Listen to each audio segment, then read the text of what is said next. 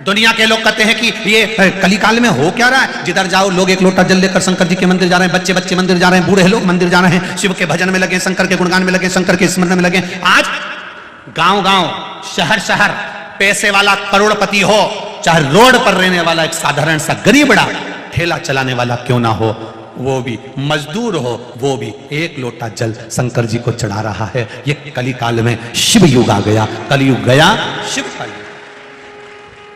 कलयुग जब लुढ़कता हुआ आएगा, कलयुग जब बढ़ता हुआ आएगा, कलयुग जब पहुंचेगा, एक छोटा सा घास का तिनका, एक शंकर का नाम स्मरण, एक लोटा जल, शिव की भक्ति, शंकर के नाम का गुणगान, शिव का स्मरण, इस कलयुग को रोकने की सामर्थ्यता रखता है। सामर्थ्यता।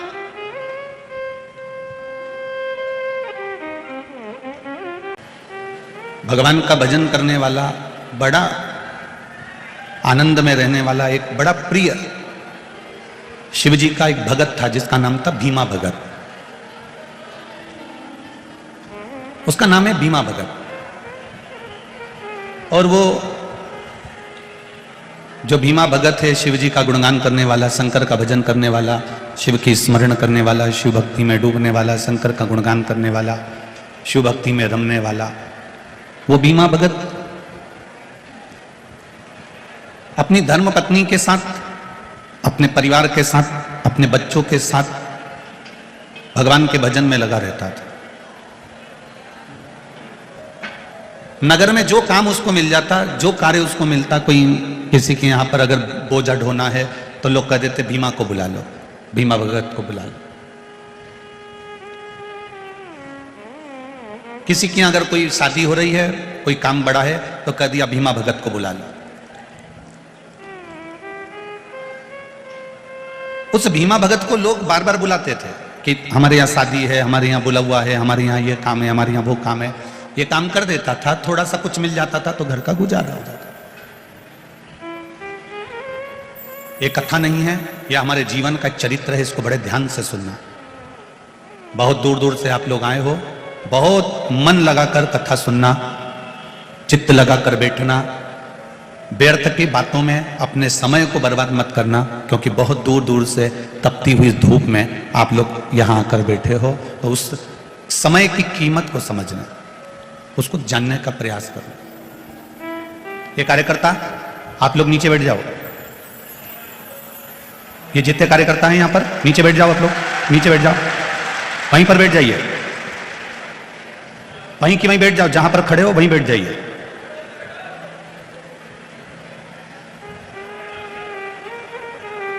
भीमा भगत भगवान की अविरल भक्ति में रमा रहता था, भगवान के भजन में रमा रहता था। जो कोई काम मिलता उस काम को वो कर देता। बहुत अच्छा परिवार चल रहा है, बहुत अच्छा सब काम चल रहा है, कोई कमी नहीं है, कोई किसी चीज की, किसी बात की कोई कमी भीमा भगत के यहां नहीं है। पत्नी भी खुश है, बच्चे भी खुश हैं, भीमा भगत भी खुश है। जिसके पास संतोष रूपी धन होता है, जिसके पास में 1 रुपया भी मिले ना और उसमें अगर प्रसन्नता है तो जिंदगी सार्थक हो जाती है। और बहुत मिलने के बाद भी अगर मनुष्य के भीतर संतोष रूपी धन नहीं है तो वो करोड़ों की संपदा भी बेकार है। वो संपदा का कोई मोल तत्व नहीं है, फिर करोड़ों की संपदा भी बेकार है। जैसे गुरुजी के 2 चेले, गुरुजी ने सेठ जी के यहां भोजन करने भेजा, दोनों चेले भोजन करने गए, सेठ जी ने भोजन करा के दोनों को 1-1 रुपया दे दिया। एक खुश था, एक गुस्से में था। एक खुश है और एक गुस्से में। गुरुजी ने दोनों से पूछा कि तुम दोनों भोजन करने एक ही सेठ जी के यहां गए थे, तो एक खुश है और एक गुस्से में, दुखी हो रहा है, रो रहा है, उसका कारण क्या है? तो जो खुश था, गुरुजी ने उससे पूछा कि तू क्यों खुश है? अरे गुरुजी, सेठ जी ने मुझे 1 रुपया दिया है, इसलिए मैं बड़ा खुश हूं। वो सेठ कभी किसी को अठन्नी नहीं देता था, आज मुझे 1 रुपया दिया, इससे बढ़कर खुशी दुनिया की कुछ नहीं हो सकती। अब सेठ जी ने 1 रुपया दिया तो वो खुश हो गए। गुरुजी ने दूसरे से पूछा, तू क्यों दुखी है? तेरे दुख का क्या कारण है? तू क्यों रो रहा है? उसने कहा, सेठ जी के यहाँ भोजन करने गया था। मैंने सोचा था इतना बड़ा सेठ है, खूब पैसा है, तो खूब जोरदार भोजन कराकर दक्षिणा देगा, पर बताओ उसने 1 रुपया ही दिया। अर्थात गुरुजी ने कहा तूने अभिलाषा बहुत कर ली थी, बहुत इच्छाएं कर ली थी, इसलिए तू आज रो रहा है। इसने अभिलाषा नहीं करी, इच्छा नहीं करी, इसलिए आज खुश होकर जिंदगी को जी रहा है। भीमा भगत की अभिलाषा इतनी नहीं थी। भीमा भगत को जो मिल जाता था उसमें वो भगवान का भजन करता था। भीमा भगत काशी में रहता और भगवान की भक्ति में डूबा रहता था। उसको कोई मतलब नहीं, जिसने बुलाया भैया भीमा काम कर दे, हो भाई भीमा ये काम कर दो, हो भाई ये कार्य कर दो, हो भाई, जो बुलाता भीमा भगत वहां चले जाता, अपना कार्य करता रह जाता। 2 रुपया 5 रुपया 10 रुपया जो मिलता था उस समय पर, उसमें अपनी जिंदगी को गुजारा कर लेता। एक दिन काशी नरेश को मालूम पड़ा कि ये भीमा भगत है कोई, और भगवान की भक्ति भी करता है, कमाता भी है और अपनी जिंदगी जीता है, किसी से कोई शिकवा शिकायत इसके जीवन में नहीं। काशी नरेश ने भीमा भगत को बुलाया और भीमा भगत को बुलाकर काशी नरेश ने कहा आज से तुम हमारे यहां काम करो, महीने की 1 सोने की मुद्रा तुमको मिलेगी। भीमा भगत और खुश हो गया, भगवान ने मुझको पहले देता था उसमें भी संतुष्टि थी, अब राजा दे रहा है उसमें भी संतुष्टि। बड़ा खुश हो गया, बड़ा खुश, पत्नी भी खुश, बच्चे भी खुश, भीमा भगत भी खुश। अब थोड़ा थोड़ा पैसा बचने लगा, भीमा भगत जोड़ने लगा, रखने लगा, समय निकलता गया निकलता गया। एक दिन भीमा भगत राजा के यहां से कार्य कर आ रहा था, इतने में किसी यक्ष ने आवाज लगाई, भीमा इधर आओ। भीमा ने आवाज सुनकर पलट कर देखा, मुझे कौन बुला रहा, इधर आओ भीमा। भीमा दौड़ कर आया, कौन हो तुम? मैं यक्ष हूं, मेरे पास में 5 घड़े सोने के असरफियों से भरे हुए रखे हैं, मैं तुम्हारी भक्ति को देखकर वो 5 घड़े तुमको देना चाहता हूं। भीमा भगत ने मन में सोचा कि क्या करूंगा लेकर, मेरे को सोने की एक असरफी मिल तो रही है, करना क्या है मुझको। उस परमात्मा ने पेट अगर हमको दिया है तो उसको भरने की जवाबदारी भी उस परमात्मा ने अपने पास रखी है कि मैंने पेट दिया है तो भरूंगा भी मैं, तुझे भूखा नहीं मरने दूंगा। पेट मैंने दिया है, भर दूंगा। पेट भरने की जवाबदारी भोलेनाथ की है, पर तुम्हारे घर की पेटी भरने की जवाबदारी भोलेनाथ की नहीं है कि तुम्हारे यहां करोड़ों का धन भोलेनाथ जी देंगे या बहुत संपदा देंगे या तुम्हारी पेटी भोलेनाथ जी ना ना ना, भोलेनाथ जी कहते मैं पेट भर दूंगा, क्योंकि उसकी जवाबदारी मेरी है, क्योंकि मैंने तुझे जन्म दिया, मैंने तुझे पृथ्वी पर पैदा किया, ये जवाबदारी मेरी है।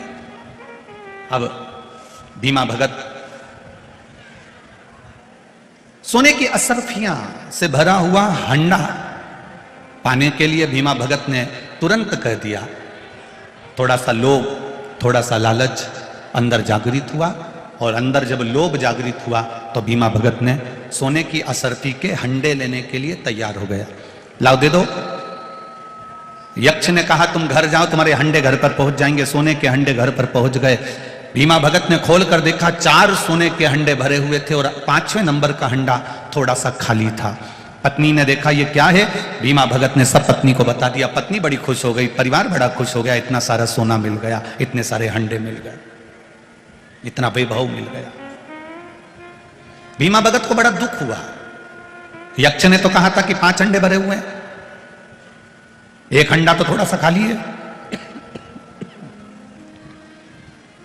एक हंडा थोड़ा सा खाली है। पत्नी ने कहा तो क्या हुआ, जो दिया वो कम थोड़ी ना दिया। भीमा भगत को लग गया नहीं, संडे को तो मैं भर दूंगा। राजा के यहां से जो कमाई करके लाता था वो कमाई उसमें डालना प्रारंभ करा, हंडे को भरना प्रारंभ करा। निकलते निकलते 25-30 साल हो गए पर हंडा नहीं भरा रहा, वो हंडा नहीं भरा रहा। भीमा भगत आजकल अच्छे से सेवा नहीं कर रहा राजमहल में। राजा को सूचना मिली कि ये अच्छे से काम नहीं कर रहा। भीमा भगत से पूछा तुम आजकल काम नहीं कर रहे हो? भीमा भगत ने कहा सरकार 1 असरफी से मेरा क्या होगा, थोड़ी तनख्वाह बढ़ा दीजिए। राजा ने 5 असरफी कर दी। उसके बाद भी भीमा भगत ले जाके डालने लगा, पर वो हंडा नहीं भराया। राजा ने फिर भीमा भगत को देखा कि कारण क्या है आखिर। तो राजा ने, भीमा काम कर रहा था और राजा ने मुख से कह दिया क्यों भीमा भगत, कहीं यक्ष के 5 हंडे के चक्कर में तो नहीं फंस गए तुम? और वो 5 हंडे यक्ष के जिसके चक्कर में तुम फंसे हो, उसका एक हंडा थोड़ा सा खाली होगा और वो हंडा जिंदगी भर नहीं भराएगा। भीमा भगत ने राजा से कहा, बिल्कुल सत्य कहते हो, उसके चक्कर में मेरा भजन छूट गया, उसके चक्कर में मेरा भोजन छूट गया, उसके चक्कर में मेरा नाम कीर्तन छूट गया, उसके चक्कर में मेरा संतोष, मेरी नींद, मेरा चैन, सब कुछ समाप्त हो गया, सब कुछ चले गया। बस एक परिवार रूपी हंडे को भरने के चक्कर में घर बनाना है, गाड़ी लाना है, बंगला बनाना है, जमीन खरीदना है, बेटों के लिए कुछ करना है, बेटी के लिए कुछ करना है, रिश्तेदारों के लिए कुछ करना है, मेरे परिवार के लिए कुछ करना है। ये परिवार का जो हंडा है ना, इस परिवार के हंडे को कितना भी भरने का प्रयास करो, तुम कितना भी इनके भरते जाओ, ला ला कर देते जाओ, फिर भी यह परिवार का हंडा मरते दम तक नहीं भराता है। ये परिवार का हंडा मरते दम तक नहीं भराता। शरीर में बुखार आ रहा है, ठंड लग रही है, शरीर कांप रहा है, तो भी खेत में गेहूं चना काट रहा है। अब कोई पूछे उससे, एक किसान से, दुनिया के लोग कहते हैं किसान सबसे ज्यादा सुखी रहता है। उसका शरीर देखना, धूप में तपा हुआ होगा, एक एक गेहूं के दाने को फटक फटक कर निकाल निकाल कर रखता जाएगा, एक गेहूं का दाना भी इधर उधर नहीं होने देता, पूरा दाना बटोर कर मंडी में लेकर जाता है, और मंडी में जब उस अनाज की कीमत उसकी मेहनत से भी जब कम मिलती है, तब किसान की आंख में आंसू भर आता है। अब वो किसके भरोसे, अब वो किसके सहारे? आखिरी में वो परमात्मा पर छोड़ता है, आखिरी में भगवान पर छोड़ देता है कि अब तेरे भरोसे पर जी रहा हूं, अब ये तेरा है, अब मेरा नहीं है। शरीर में ताप पड़ रहा है, शरीर में बुखार आ रहा है, सिर दुख रहा है, घुटना दुख रहा है, पांव दुख रहा है, हाथ दुख रहा है, उसके बाद भी मेहनत कर रहा है, उसके बाद भी वो मेहनत में लगा हुआ है। और किसके लिए कर रहा है? किसान भी 2 रोटी खाता है, 2-4 गिलास पानी पीता है, वो भी जितना तो परिवार वाले ऐश की जिंदगी जीते होंगे, किसान उतना खेत में काम करता है, मेहनत करता है, कमाता है, लाता है। किसके लिए ला रहा है? किराने की दुकान पर काम करने वाला किसके लिए कमा रहा है? कपड़े की दुकान पर काम करने वाला कपड़े किसके लिए बेच रहा है? इतने बड़े बड़े शॉपिंग मॉल डाल रखे हैं, इतने बड़े बड़े व्यापार के केंद्र डाल के रखे हैं, किसके लिए डाल कर रखे हैं? अपने परिवार का हंडा भरने के लिए, किसी दूसरे का हंडा भरने के लिए नहीं। तो भी वो परिवार का हंडा खाली की खाली है। फिर तो महाभारत का वो चरित्र कितना सुंदर होगा, स्मरण करिएगा। अर्जुन, भीम, नकुल, सहदेव, युधिष्ठिर सब जा रहे हैं, और जाते जाते इन पांडवों ने देखा एक गाय बछिया को जन्म देती है, और गाय बछिया का दूध पीती है। बछिया को गाय का दूध पीना था, परंतु अर्जुन ने देखा कि गाय ने बछिया को जन्म दिया और बछिया का दूध पी रही है। अर्जुन आश्चर्य में पड़ गया। आगे गया तो क्या देखता है? एक पक्षी जिसके पंख पर राम और श्याम लिखा हुआ है। पक्षी उड़ता उड़ता आया और उड़ते उड़ते आकर उसने मरे हुए कुत्ते का मांस नोचा और चले गया। अर्जुन आश्चर्य में पड़ गए। पक्षी के पंख पर राम और कृष्ण लिखा है, पक्षी के पंख पर राम और श्याम लिखा है, और ये मरे हुए कुत्ते का मांस खा रहा। फिर देखा एक हाथी के 2 मुंह, दोनों मुख से भोजन कर रहा है, तो भी हाथी का पेट नहीं भरा रहा। अर्जुन आश्चर्य में पड़ गया, ये कैसी लीला है। और आगे गया, उसने देखा एक बड़ा सारा पत्थर ऊपर पहाड़ से लुढ़कता लुढ़कता आ रहा है। उसने बड़े बड़े वृक्षों को गिरा दिया, एक छोटे से घास के तिनके ने उस पत्थर को रोक दिया। एक घास का तिनका उस पत्थर को रोक देता। अर्जुन आश्चर्य में पड़ जाते हैं, कैसी लीला है। अर्जुन भगवान कृष्ण के पास गए और उनसे विनती करी, आज मैंने कुछ आश्चर्यजनक चीजें देखी है, मुझे बड़ा आश्चर्य हो रहा है। क्या आश्चर्य अर्जुन? अर्जुन ने कहा, एक गाय ने बछिया को जन्म दिया। अभी तक मैंने देखा था गाय जिस बछिया को जन्म देती थी वो बछिया गाय का दूध पीती थी, परंतु आज मैंने देखा कि गाय ने बछिया को जन्म दिया और गाय ने बछिया का दूध पिया। फिर मैंने देखा एक पक्षी के पंख पर राम श्याम लिखा है, उड़ते हुए आया, मरे कुत्ते का मांस खाकर चले गया। फिर मैंने देखा हाथी के दो मुंह है, दोनों मुंह से भोजन कर रहा है, पर हाथी का पेट नहीं भरा रहा। फिर मैंने देखा एक बड़ा सारा पत्थर लुढ़कते लुढ़कते आया और बड़े बड़े वृक्षों को, बड़े बड़े पेड़ों को उसने गिरा दिया, बड़े बड़े वृक्षों को उसने गिरा दिया, और एक घास के तिनके ने उस पत्थर को रोक दिया। अर्जुन कहते हैं मुझे समझ में नहीं आता ये कैसी लीला है। भगवान कृष्ण कहते हैं अर्जुन अब कलयुग आ गया, ये कलयुग की लीला चालू हो गई। गाय बच्चिया को जन्म दे रही है और बच्चिया का दूध पी रही है, उसका मतलब है माता पिता बेटी को जन्म देंगे और उससे नौकरी और सर्विस कराकर उसका जो धन आएगा वो माता पिता खाएंगे। ये कलयुग है। गाय बच्चिया को जन्म देगी और बच्चिया का दूध पिएगी। और सुन अर्जुन, पक्षी के पंख पर राम श्याम लिखा है और पक्षी आकाश मार्ग से उड़ता हुआ आया और मरे कुत्ते का मांस खाकर चला गया।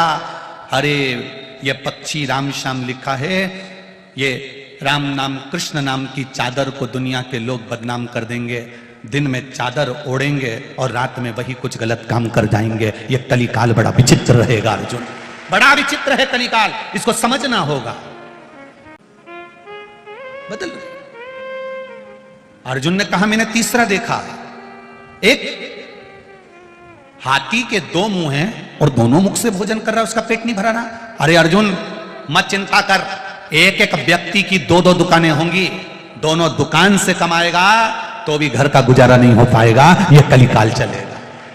एक दुकान से नहीं, दो दो दुकान डालकर बैठेगा, दो दुकान से कमाएगा। हमारी कपड़े की भी दुकान, हमारी इसकी भी दुकान, हमारी उसकी भी दुकान। छोटा भाई ये करे ने बड़ा भाई ये करे, छोटा लड़का ये करे ने बड़ा लड़का ये करे, हमारी बहन ये करे ने भाई ये करे। इतनी जगह से कमाई होने के बाद भी घर में रोज क्लेश है, रोज अशांति है, रोज चिड़चिड़ है। पति की भी नौकरी है, पत्नी की भी नौकरी है, बच्चे भी एजुकेशन अच्छी कर रहे हैं, पढ़ाई अच्छी चल रही है, सब कुछ अच्छा चल रहा है, उसके बाद भी घर में शांति रत्ती भर की नहीं है। कहां गई वो?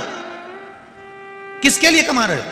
एक काम करना है, इस परिवार के हंडे को काशी नरेश ने उस भीमा भगत से कहा एक काम करो, इस परिवार के हंडे को, ये 5 कर्म के हंडे को, इसको ले जाकर देवादिदेव महादेव को वापस दे दो, यक्ष को वापस दे दो और उनसे कहो हमको ये हंडा नहीं चाहिए, हमें जितना मिल रहा है ऐसा देना मेरे भोलेनाथ, जितना तू दे बस ऐसा देना कि मेरे भाग्य का देना, उसी को करोड़ों का बना देना और उसी को आनंद करा देना, जो दे वो अच्छा देना।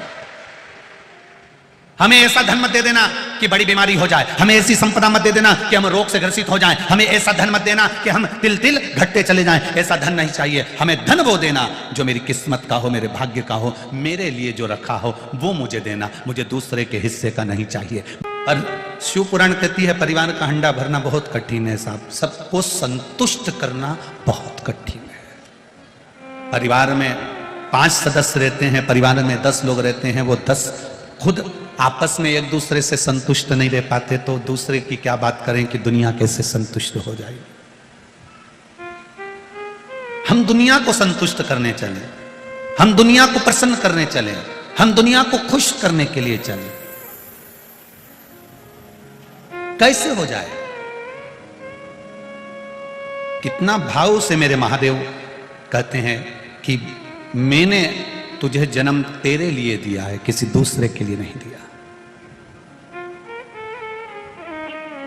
जगत गुरु शंकराचार्य जी तो कहते हैं पुनरपि जननम पुनरपि मरणम, बार बार जन्म बार बार मृत्यु के प्रपंच से तुम्हें छूटना है। कब तक जन्म लोगे? कब तक?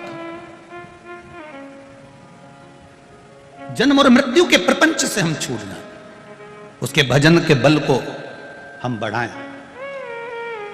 कहा एक हाथी के 2 मुख, दोनों मुख से भोजन करे तो पेट ना भराए। दुनिया के लोगों ने व्यापार बढ़ा लिया, खूब व्यापार बढ़ाया, खूब व्यापार बढ़ाया, खूब जमीन बढ़ाई, खूब व्यापार बढ़ाया, मकान बढ़ाया। छोटा सा था 2 मंजिल का कर लिया, छोटा सा था पीछे बाड़ा बना लिया, छोटा सा मकान बड़ा कर लिया, जमीन बढ़ा ली, व्यापार बढ़ा लिया, घर बढ़ा लिया, वंश बढ़ा लिया, सोना बढ़ा लिया, चांदी बढ़ा ली, हंडा बढ़ा लिया, ट्यूबवेल बढ़ा लिया, कुआं बढ़ा लिया, दुनिया का सामान बढ़ा लिया, फसल बढ़ा ली, पर भजन नहीं बढ़ा पाया। जिस दिन भजन बढ़ जाता उस दिन सब बढ़ जाता।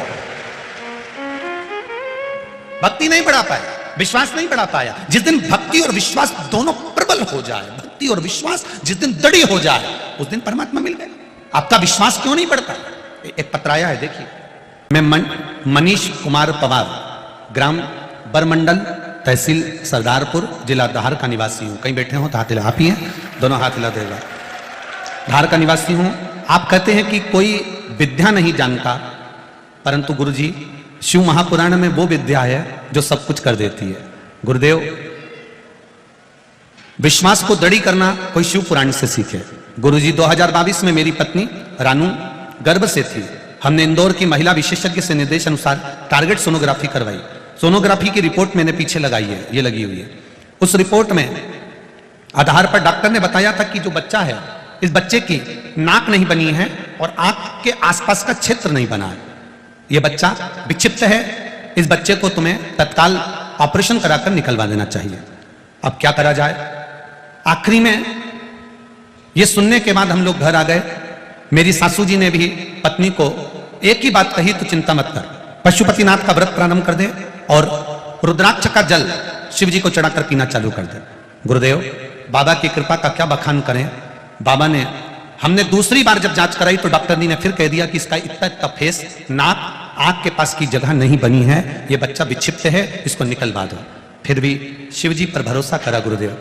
तब शंकर भगवान पर भरोसा कर कर शिव जी की पूजन करना प्रारंभ करी। रोज मंदिर जाओ, एक लोटा जल चढ़ाओ, शंकर का गुणगान करो। 15 नवंबर 2022 को सुबह 9:42 पर बरमंडल के ही प्राथमिक स्वास्थ्य केंद्र में पत्नी ने बच्चे को जन्म दिया। गुरुदेव, सारी रिपोर्ट जितनी भी थी इसमें लगी है, सब रिपोर्ट में बच्चे की नाक नहीं है, आगे का फेस नहीं है, पर जब बच्चे को जन्म दिया वो बच्चा पूर्ण हुआ और बेटे का जन्म हुआ, जिसका फोटो में लगा रहा हूं, जिसका फोटो मैंने लगाया है। गुरुदेव, बच्चा पूर्ण तरह से स्वस्थ है और वो बच्चा, उसका नाक भी बनी, उसका फेस भी बना और वो बच्चा पूर्ण तरह से स्वस्थ है। आप आस्था चैनल के माध्यम से दर्शन कर रहे होंगे। बच्चा आया है क्या साथ में? अच्छा, बाहर है क्या? ठीक ठीक है। श्री शिवाय नमस्तुभ्यम। ये शिव तत्व है। उसका भजन, उसका कीर्तन, उसका मंत्र जाप, उसका स्मरण, उसका किया गया एक नाम जाप, श्री शिवाय नमस्तुभ्यम, आपने दिल से जपा है, दिल से कहा है, तो उसने दिल से सुना है, दिल से सुना। करो भजन उसका।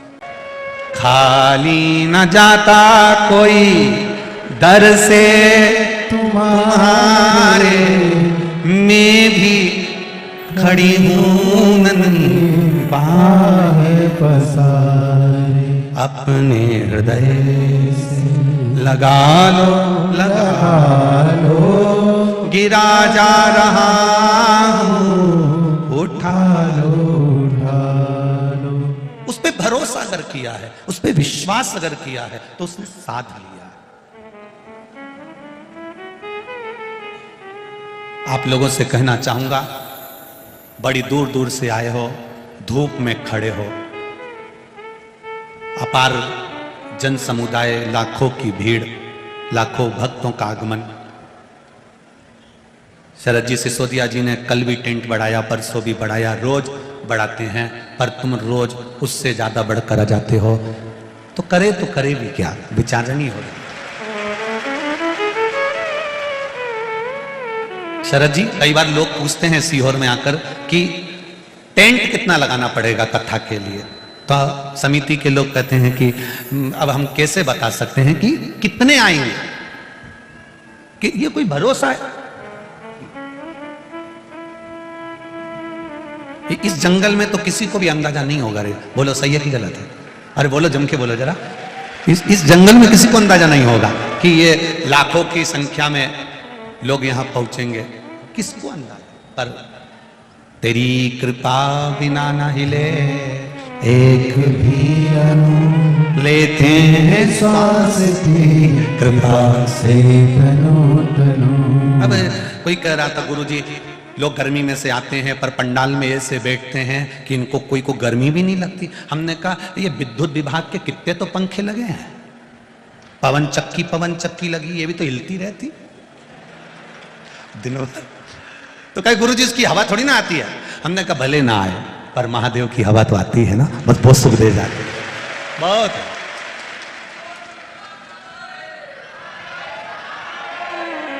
अब शिव भक्ति का बस तत्व ही यही है।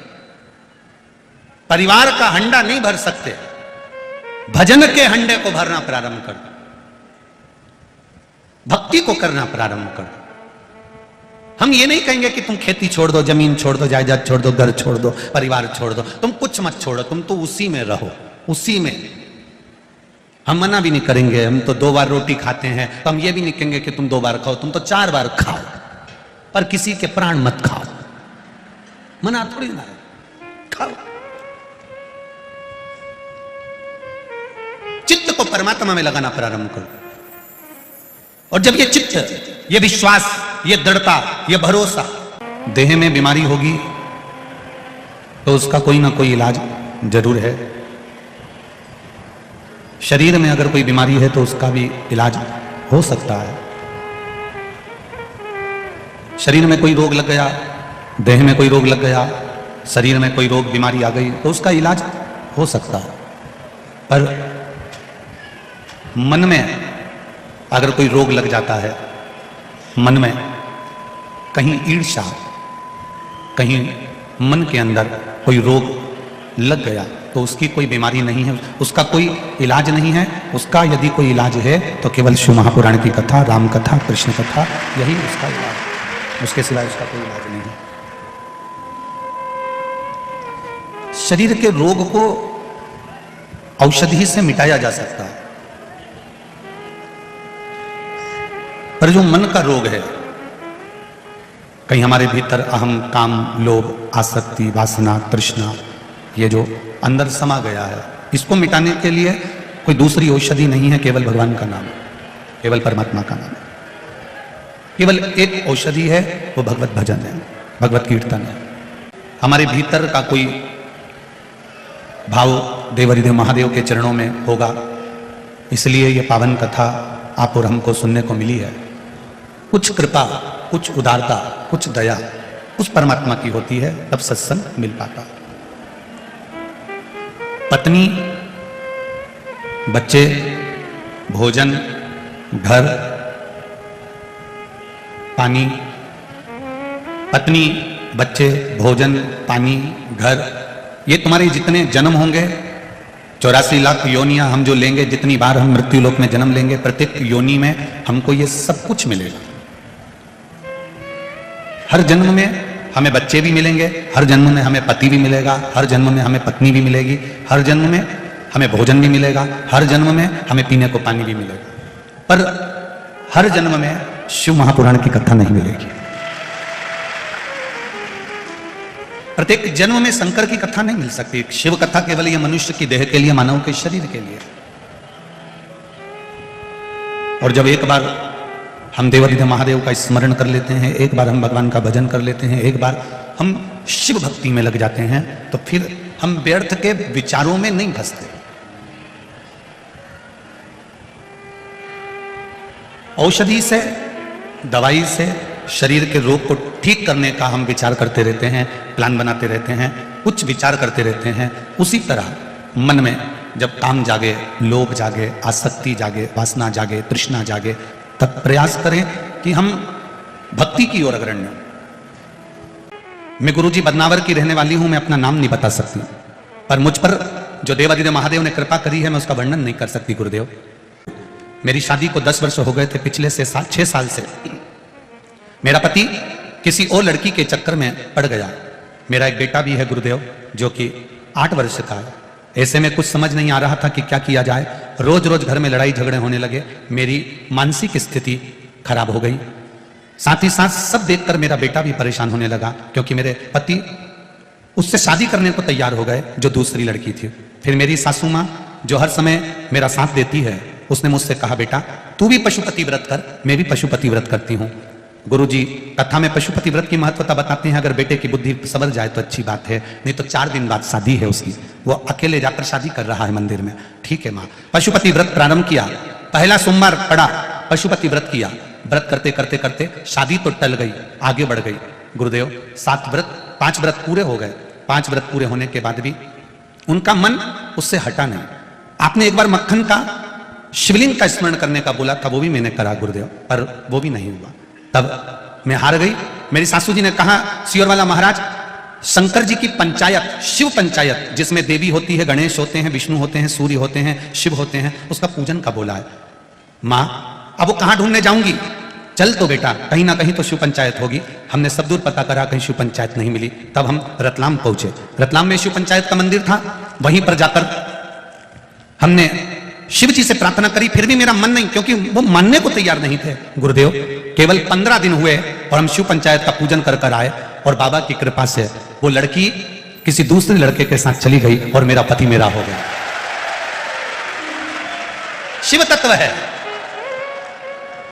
मेरा नाम पंडित नवीन कुमार, पिता मनोहर लाल शर्मा। मैं ग्राम गाजनोद, तहसील बदनावर, जिला धार का रहने वाला हूं। कहीं बैठे हो तो हाथ हिलाइएगा। आप ही हैं? दोनों हाथ हिला देगा। श्री शिवाय नमस्तुभ्यम। मैं ग्राम गाजनोद, तहसील बदनावर, जिला धार का रहने वाला हूं। गुरुजी, आज से 1 वर्ष पूर्व मेरी माता को पेट में बहुत जोर से दर्द हुआ। डॉक्टर को बताने पर उन्हें बताया कि उनके पेट में कैंसर की गठान है। इलाज करवाया, डॉक्टरों ने सारा इलाज कर दिया। माता का कैंसर थोड़ा ठीक हो गया, अच्छी हो गई थी, पर फिर वापिस पेट में कैंसर की गठान वापिस आ गई। गुरुजी, हमने बड़ौदा के मुनियाश्रम बड़ोदरा के हॉस्पिटल में माता का इलाज चालू कर दिया। डॉक्टर ने कहा इनको कैंसर की गांठ है, वो वापस निकालना पड़ेगी, और फिर वापस कैंसर का क्रम चालू हुआ। गुरुदेव बड़े हार चुके थे, बड़े दुखी हो गए थे। गुरुदेव फिर विचार करा क्या करा जाए। तब सीहोर कुबेरेश्वर धाम पर मेरी बहन अनीता गई और वहां से एक रुद्राक्ष लेकर आ गई। उसी को पानी में गला देते, शिव जी को चढ़ा देते। आपने कथा में बार बार कहा है कि शंकर जी को जल चढ़ाकर उसका आचमन करना चाहिए। एक बेलपत्र शिव को चढ़ी हुई कुंडकेश्वर महादेव के नाम से खाना चाहिए। वही हमारी माता को हमने देना चालू कर दिया। डॉक्टर ने ऑपरेशन के लिए तारीख दे दी कि इनको लेकर आ जाना, हम पेट में से गांठ निकाल देंगे कैंसर की और कीमो चालू कर देंगे। गुरुदेव, हम उस जल को मां को पिलाना प्रारंभ करा और मां को जल पिलाते, एक बेलपत्री रोज खिलाते, आचमन कराते, श्री शिवाय नमस्तुभ्यम का जाप कराते। गुरुदेव वापिस बड़ौदा के उसी हॉस्पिटल में ऑपरेशन के लिए लेकर गए। डॉक्टर ने दूसरी बार फिर जांच करी और जांच करी तो बाबा ने कृपा कर दी, वो गठान गल गई और उसकी जगह छोटी सी पथरी रह गई।